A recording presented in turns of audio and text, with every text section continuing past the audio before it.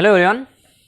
हम लोग क्या देख रहे थे? हम लोग क्लास 10th के फिजिक्स का पहला चैप्टर देख रहे थे, जो क्या है, प्रकाश का परावर्तन तथा अपवर्तन, जिसमें हम लोग कहाँ तक कर लिए थे? दर्पण कंप्लीट कर लिए थे और रिवीजन कर रहे थे। रिवीजन क्लास का हम लोग दो क्लास किए थे, दो पार्ट किए थे। उसमें से 10 क्वेश्चन किए थे। टोटल कितना क्वेश्चन किए थे? 20 क्वेश्चन किए थे। अब हम लोग का नेक्स्ट पार्ट क्या है? अब हम लोग फिर से आज रिवीजन क्लास ही करेंगे, उस पर 10 क्वेश्चन सॉल्व करेंगे। ठीक है, तो हम लोग क्या करते हैं, क्वेश्चन देख लेते हैं क्या है, और क्वेश्चन के अनुसार ही हम लोग क्या करेंगे, जो भी पढ़े हैं उसका रिवीजन करेंगे।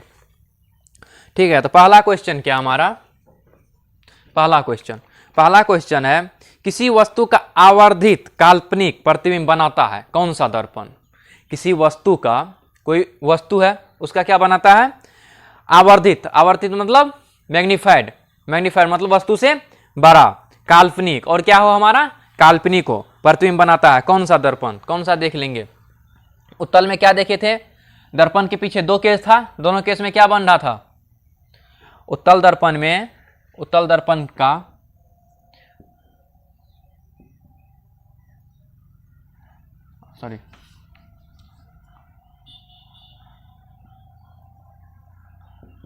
फोकस है,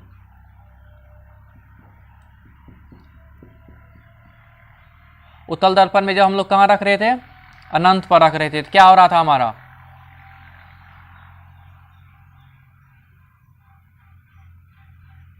ऐप से फोकस पे बन रहा था प्रतिबिंब। जब क्या कर रहे थे इसको?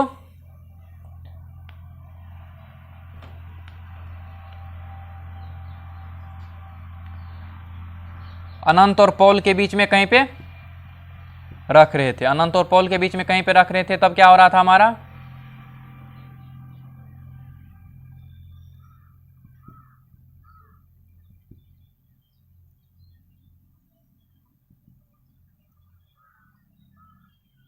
ध्रुव और फोकस के बीच में हमारा प्रतिबिंब बन रहा था। लेकिन दोनों केस में क्या हो रहा था हमारा? काल्पनिक हो रहा था। क्या हो रहा था? काल्पनिक हो रहा था। लेकिन काल्पनिक तो हो रहा था, लेकिन क्या हो रहा था? वस्तु से छोटा हो रहा था। ये हमारा फर्स्ट केस हो गया, ये सेकेंड केस हो गया। दोनों केस में क्या हो रहा था?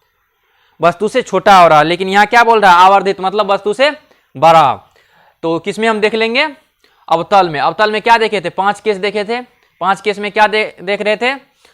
दर्पण के सामने बन रहा था। क्या बन रहा था? दर्पण के सामने। पहला केस अनंत पर था, तब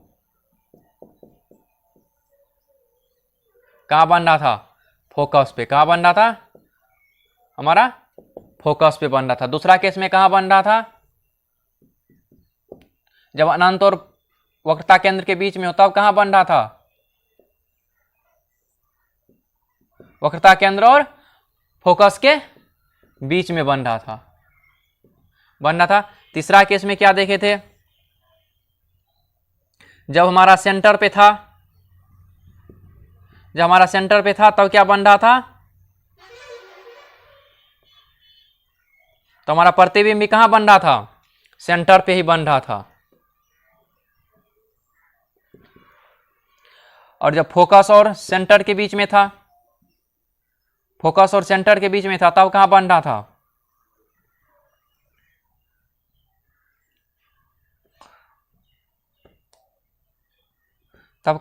वक्रता केंद्र के पीछे। 4 केस हो गया। पांचवा केस क्या था? पांचवा केस था जब हमारा फोकस पे था। कहां था? फोकस पे था। तब कहां बन रहा था? तब क्या हमारा हो रहा था? अनंत पे बन रहा था। कहां बन रहा था? अनंत पे। छठा केस क्या देखे थे? छठा केस जब फोकस और ध्रुव के बीच में था, तब कहां बन रहा था?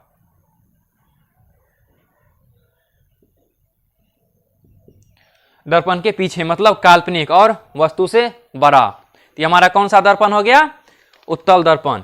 समतल दर्पण भी पढ़े थे। समतल दर्पण में क्या पढ़े थे? वस्तु के बराबर आकार का देता है। लेकिन इसमें क्या है?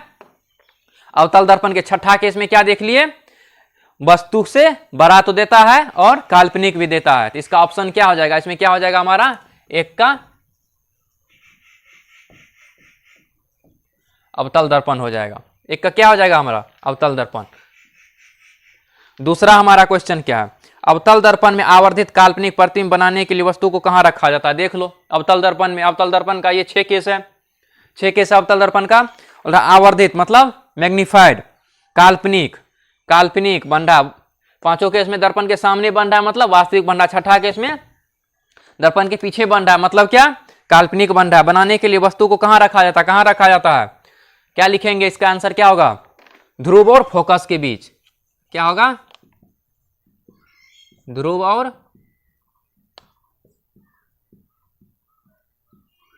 फोकस के बीच। ठीक, तीसरा क्वेश्चन क्या कर रहा है, सोलर कुकर में व्यवहार किया जाता है। सोलर कुकर में क्या पढ़ाए थे, सोलर कुकर, सोलर कुकर में क्या होता है, सोलर कुकर एक प्लेट होता है, क्या होता है, प्लेट होता है। प्रकाश की किरण आती है इस पे, प्रकाश की किरण पड़ती है, इस पे क्या होती है, प्रकाश की किरण पड़ती है। और परावर्तन के बाद प्रकाश की किरण कहाँ से आ रही है, आपतित किरण अनंत से आ रही है, तो क्या होगा, अनंत से आने वाली प्रकाश की किरण दर्पण के प्रधान अक्ष के समांतर होती है और उसको कहाँ एकत्रित कर देती है, कहाँ एकत्रित कर देती है, फोकस पे, जहाँ पे हमारा क्या रखा हुआ होता है, कुकर रखा हुआ होता है, जहाँ क्या रखा हुआ होता है, कुकर रखा हुआ रहता है। और ये सारे हीट को एब्जॉर्ब करके क्या एक जगह पे केंद्रित कर देती है, सारे हीट को कलेक्ट करके क्या करती है, एक जगह पे केंद्रित कर देती है। और यहाँ पे क्या रखा हुआ रहता है, हमारा कुकर रखा हुआ रहता है, जिससे क्या होता है, ज्यादा हीट इस कुकर को मिलता है और खाना पकता है। तो तीसरा हमारा क्या हो जाएगा, इसमें कौन सा दर्पण लगा हुआ रहता है, अवतल दर्पण। तीसरा में क्या हो जाएगा, अवतल दर्पण। चौथा हमारा क्या है, 4 नंबर क्या कर रहा है क्वेश्चन, मोटर चालक के सामने दर्पण लगा होता है, मतलब सामने दर्पण मतलब side mirror, side mirror, side mirror में कौन सा दर्पण लगा हुआ रहता है, क्या बताए थे, साइड मिरर में कौन सा दर्पण लगा हुआ रहता है, अवतल या उत्तल। अवतल नहीं होगा, क्यों नहीं होगा अवतल, क्योंकि अवतल कहीं भी वस्तु के आकार से छोटा और सीधा इमेज नहीं देता। अगर सीधा देता है या 6ठा केस में तो वहां क्या हो जाता है, वस्तु से बड़ा हो जाता है। लेकिन हमको पीछे देखने के लिए क्या चाहिए, पूरा रेयर व्यू चाहिए, यानी कि पीछे में जितना गाड़ी है हमको पूरा रोड का व्यू चाहिए। और पूरा रोड का व्यू देखने के लिए हमको क्या करना होगा, वस्तु का प्रतिबिंब क्या बनना चाहिए, हमारे मिरर में छोटा बनना चाहिए। लेकिन अवतल दर्पण में क्या बनता है, एक सभी केस में क्या बनता है, उल्टा बनता है। लेकिन हमको बनना क्या चाहिए, सीधा, तब ना हमको आसानी होगी पीछे देखने में। और 6ठा केस में सीधा बनता भी है तो क्या होता है, वस्तु से बड़ा हो जाता है। लेकिन वस्तु से बड़ा हमको चाहिए नहीं, क्या चाहिए, वस्तु से छोटा चाहिए। और ये कौन सा हमारा दर्पण देता है, ये अवतल दर्पण, उत्तल दर्पण देता है। कौन सा दर्पण देता है, उत्तल दर्पण। तो चौथा का क्या हो जाएगा, साइड मिरर में कौन सा दर्पण रहता है, उत्तल दर्पण। 5वां क्वेश्चन क्या है, सर्च लाइट का परावर्तक सतह होता है। सर्च लाइट का, सर्च लाइट क्या होता है, उसका प्रकाश जो जाती है वो सीधी रेखा में जाती है, मतलब समांतर जाती है, समांतर जाती है। क्या जाती है, सर्च लाइट में प्रकाश की किरण क्या जाएगी, समांतर जाएगी। बल्ब कहाँ रहता है, फोकस पे रहता है। और फोकस से परावर्तन के बाद जो होती है प्रकाश की किरण कहाँ कैसे जाती है, प्रधान अक्ष के समांतर जाती है, ताकि हमको एक जगह पे क्या हो, प्रकाश केंद्रित हो। सर्च लाइट क्या है, किसी चीज को ढूंढने के लिए यूज किया जाता है, ठीक है, ताकि एक जगह पे क्या हो, प्रकाश की किरण, सारी किरण एक जगह पे पड़े, ना कि चारों दिशा में फैले। तो सर्च लाइट में कौन सा दर्पण हो जाएगा, अवतल दर्पण। अवतल दर्पण ही ना किरण को क्या करती है, अभिसारित करती है, एक जगह पे केंद्रित करती है। इसका क्या हो जाएगा, अवतल दर्पण। सर्च लाइट में कौन सा दर्पण यूज किया जाता है, अवतल दर्पण। 6ठा है, दाढ़ी बनाने में कौन सा दर्पण यूज किया जाता है। दाढ़ी बनाने में, दाढ़ी बनाने के लिए क्या चाहिए हमको, मैग्नीफाइड चाहिए और बड़ा चाहिए, मैग्नीफाइड चाहिए और बड़ा चाहिए। कब, जब हम दर्पण को सामने रखे, जब दर्पण को कहाँ रखे, अपने चेहरे के सामने। और वो इस टाइप से बनाया हो रहा था कि हमारा चेहरा अगर सामने दर्पण को रखते तो हमारा चेहरा कहाँ आ जाता है, फोकस और ध्रुव के बीच में, फोकस और ध्रुव के बीच में आ जाता है। और फोकस और ध्रुव के बीच में जब ही आता है तो अवतल दर्पण क्या दे देता है हमको, वस्तु से बड़ा, सीधा और मैग्नीफाइड। वस्तु से बड़ा देता है और सीधा देता है। यहाँ क्या होता है, काल्पनिक प्रतिबिंब बनाता है। 6ठा क्या हो जाएगा हमारा, 6ठा भी हो जाएगा अवतल दर्पण। दाढ़ी बनाने के लिए कौन सा दर्पण यूज किया जाता है? अवतल दर्पण यूज किया जाता है। सातवां, दंत विशेषज्ञ किस दर्पण का उपयोग मरीजों के दांतों का बड़ा प्रतिबिंब देखने के लिए करता है? दंत विशेषज्ञ। अवतल दर्पण का क्या क्या पढ़ाए थे? सोलर कुकर में पढ़ाए थे, टेलीस्कोप में पढ़ाए थे, डिश एंटीना में पढ़ाए थे, डेंटिस्ट पढ़ाए थे, और कौन लाइट में, सर्च लाइट में यूज किया जाता है? तो डेंटिस्ट कौन सा यूज करता है? डेंटिस्ट भी अवतल दर्पण यूज करता है। 7 नंबर का क्या हो जाएगा? इसका भी क्या हो जाएगा? अवतल दर्पण हो जाएगा। डेंटिस्ट कैसे यूज करता है? इसका भी क्या होगा? अवतल दर्पण रहता है। अवतल दर्पण छोटा सा रहता है ना, उसको क्या करते हैं? मुंह के अंदर रखता है, दांत के पास, और दांत कहाँ आ जाता है हमारा? ध्रुव और फोकस के बीच में। हमारा दांत कहाँ आता है? ध्रुव और फोकस के बीच में, और उसका प्रतिबिंब जो बनता है मैग्नीफाइड बनता है। प्रतिबिंब क्या बनता है? मैग्नीफाइड बनता है और सीधा बनता है। ठीक है, इसीलिए डेंटिस्ट लोग क्या करता है? अवतल दर्पण का उपयोग करता है। किसमें? दांत को देखने के लिए। दांत अगर सड़ गल जाता है तो उसको देखने के लिए। ठीक है। नम्मा, आवर्धन अगर ऋणात्मक हो तो प्रतिबिंब। आवर्धन क्या होता है हमारा? एम बराबर क्या होता है? HI/HO। यहाँ HI क्या है? प्रतिबिंब का ऊंचाई। HO क्या है हमारा? वस्तु का ऊंचाई। अगर ये निगेटिव हो जाएगा, m अगर हमारा क्या है? निगेटिव है, मतलब -3 अगर मान ले, या -2 कुछ भी मान ले, -2 मान लेते हैं, तो क्या हो जाएगा? अगर m हमारा ऋणात्मक है तो प्रतिबिंब कैसा बनेगा? काल्पनिक या वास्तविक? काल्पनिक या वास्तविक बनेगा? काल्पनिक या वास्तविक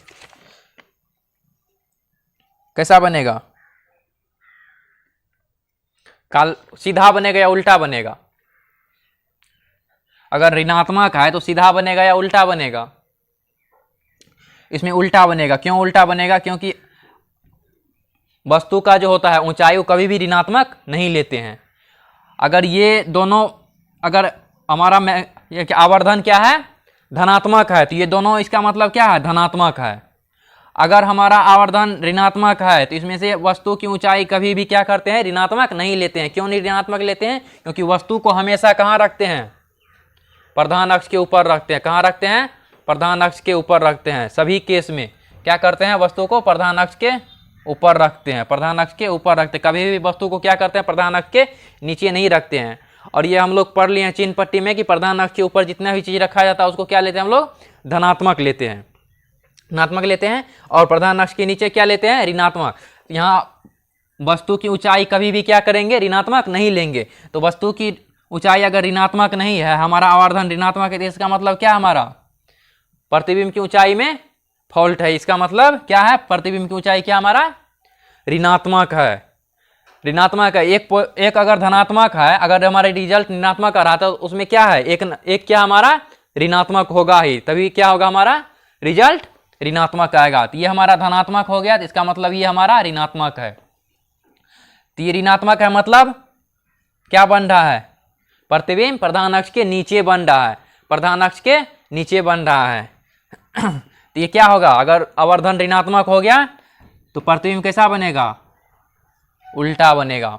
और काल्पनिक और वास्तविक दोनों हो सकता है। काल्पनिक और वास्तविक दोनों हो सकता है।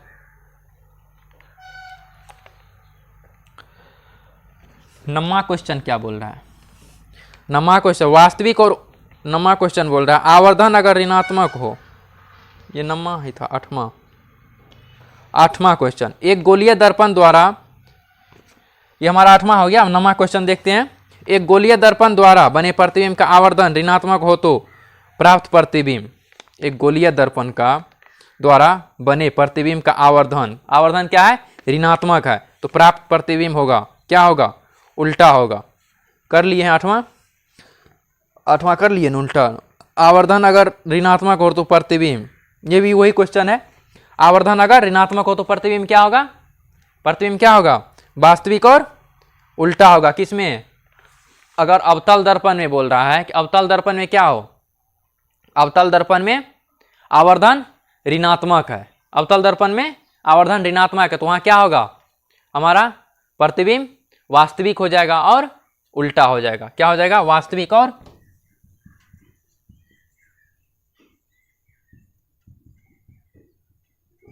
उल्टा। ये सिर्फ अवतल दर्पण के लिए ही होगा, उत्तल दर्पण के लिए नहीं होगा। उत्तल दर्पण क्या आता है? हमेशा सीधा ही देता है, हमेशा सीधा है, तो इसमें ऋणात्मक होने का चांस ही नहीं है। तो इसमें ऋणात्मक किस में होगा? ऋणात्मक किस में होगा? ऋणात्मक सिर्फ अवतल दर्पण में हो रहा है हमारा। क्यों अवतल दर्पण में हो रहा है? क्योंकि उत्तल दर्पण क्या देता है? हमेशा सीधा देता, प्रधान अक्ष के ऊपर देता। दोनों केस में क्या दे रहा है हमारा? प्रधान अक्ष के ऊपर दे रहा है। और नीचे कौन सा दे रहा है? नीचे कौन सा दे रहा है? अवतल दर्पण दे रहा है। तो अवतल दर्पण में ही होगा, तो वास्तविक होगा। वास्तविक जब देख रहे हैं काल्पनिक अवतल दर्पण में हो रहा था, क्या हो रहा? प्रधान अक्ष के ऊपर हो जा रहा था, काल्पनिक तो यहाँ होगा नहीं, क्या हो जाएगा? और कोई भी गोलीय दर्पण में अगर आवर्धन ऋणात्मक है तो वहां क्या होगा? वास्तविक और उल्टा होगा।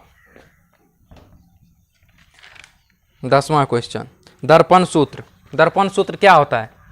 क्या बताएं दर्पण सूत्र? दर्पण सूत्र क्या बताए हुए हैं? 1/u + 1/v = 1/f। तीन होता है दर्पण सूत्र। दर्पण सूत्र होता है 1/u + 1/v = 1/f। इसी को अगर वक्रता त्रिज्या के टर्म में लिखेंगे तो क्या हो जाएगा? 2/r। क्यों हो जाएगा? क्योंकि f बराबर क्या होता है हमारा? 1/f को अगर लिखेंगे तो क्या हो जाएगा? f बराबर क्या लिख देंगे? r/2। तो इसको क्या करेंगे? 2 पर चल जाएगा तो क्या होगा? 2/r। तो 10वां का क्या हो जाएगा? 1/u। 10वां का यही हो जाएगा दर्पण सूत्र। दर्पण सूत्र हमारा क्या है? ठीक है, तो हम लोग क्वेश्चन करते करते कहाँ तक चले आए? दर्पण सूत्र तक आ गए। दर्पण सूत्र तक आ गए ना? शुरू से लेकर के अभी दर्पण में जितना पढ़े थे लेकर के शुरू से कहाँ तक आ गए? दर्पण सूत्र तक आ गए। अब हम लोग को क्या पढ़ना है? दर्पण सूत्र पे आधारित क्वेश्चन पढ़ना है। दर्पण सूत्र पे आधारित क्या पढ़ना है? क्वेश्चन, मतलब हम लोग को न्यूमेरिकल सॉल्व करना है। तो हम लोग 2 क्लास करेंगे, 2 क्लास न्यूमेरिकल सॉल्व करेंगे। 2 क्लास। आज हम लोग का क्वेश्चन पे कितना है? तीसरा क्लास है, पार्ट 3 है। हम लोग चौथा क्लास और 5वां क्लास, दोनों क्लास क्या करेंगे? न्यूमेरिकल सॉल्व करेंगे। 10 चौथा क्लास में करेंगे और 5वां क्लास में फिर 10 न्यूमेरिकल सॉल्व करेंगे। क्योंकि न्यूमेरिकल क्या होता है? न्यूमेरिकल से क्वेश्चन आता है, 100% न्यूमेरिकल से क्वेश्चन आएगा। एक ना एक क्वेश्चन एग्जाम व्यू से क्या है हमारा? इंपॉर्टेंट है न्यूमेरिकल सॉल्व करना। और न्यूमेरिकल पे हम लोग क्या करेंगे? 2 क्लास करेंगे। ठीक है, तो आज की क्लास को हम लोग क्या करते हैं? यहीं पे ख़त्म करते हैं। और नेक्स्ट क्लास में हम लोग फिर से 10 क्वेश्चन करेंगे और फिर 10 क्वेश्चन करेंगे, 20 क्वेश्चन करेंगे न्यूमेरिकल पे। और उसके बाद हम लोग फिर लेंस स्टार्ट कर देंगे। ये पार्ट जैसे ही दर्पण पार्ट खत्म होगा उसके बाद हम लोग लेंस पढ़ना स्टार्ट कर देंगे। तो आज की क्लास को हम लोग यहीं पे ख़त्म करते हैं। और अगर यूट्यूब पे कोई भी इस वीडियो को देख रहे हैं और पढ़ रहे हैं यूट्यूब से, तो हमारे चैनल को सबसे पहले सब्सक्राइब कर लीजिए और बेल आइकन को जरूर दबा लीजिए, ताकि जो भी हम नया वीडियो अपलोड करते हैं तो सबसे पहले क्या हो? आप तक पहुँचे और कोई भी आपका क्लास मिस नहीं हो। धन्यवाद।